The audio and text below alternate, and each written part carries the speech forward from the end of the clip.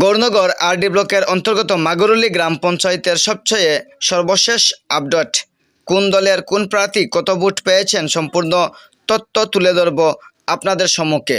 মাগুরুলি গ্রাম পঞ্চায়েতের 1 নম্বর ওয়ার্ডের জোট প্রার্থী জয়ন্তী বালানাথ ভোট পেয়েছেন 174টি। প্রতিদ্বন্দ্বী বিজয়ী প্রার্থী শিউলি দেবনাথ ভোট পেয়েছেন 142টি। অপরদিকে জোট প্রার্থী নজরুল ইসলাম পেয়েছেন 168টি ভোট। বিজেপি প্রার্থী হারুন মিয়া ভোট পেয়েছেন 145টি। 2 নম্বর ওয়ার্ডের জোট প্রার্থী রাসনা বেগম পেয়েছেন 172টি। বিজেপি প্রার্থী মমিনা বিবি পেয়েছেন 137টি। অপরদিকে জোট প্রার্থী আব্দুল মুকিত পেয়েছেন 165টি ভোট। বিজেপি প্রার্থী আব্দুল জসিম পেয়েছেন 143টি। 3 নম্বর ওয়ার্ডের জোট প্রার্থী রুমা দাস ভোট পেয়েছেন 184টি।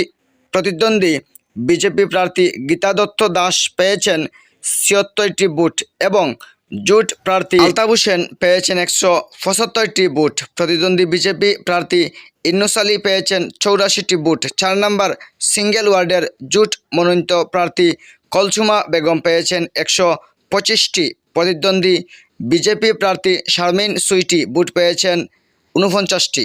5 নম্বর ওয়ার্ডের জোট প্রার্থী প্রাণেশ চন্দ্র নাগ পেয়েছেন 139টি। প্রতিদ্বন্দ্বী বিজেপি প্রার্থী ওয়াকিল আলী পেয়েছেন 102টি।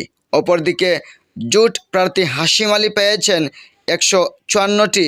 প্রতিদ্বন্দ্বী বিজেপি প্রার্থী আব্দুল জলিল পেয়েছেন 91টি ভোট। অবশেষে মাগুরুলি গ্রাম পঞ্চায়েতের 6টি ওয়ার্ডের মধ্যে 6টি ওয়ার্ড ইন্ডিয়া জোটের দখলে।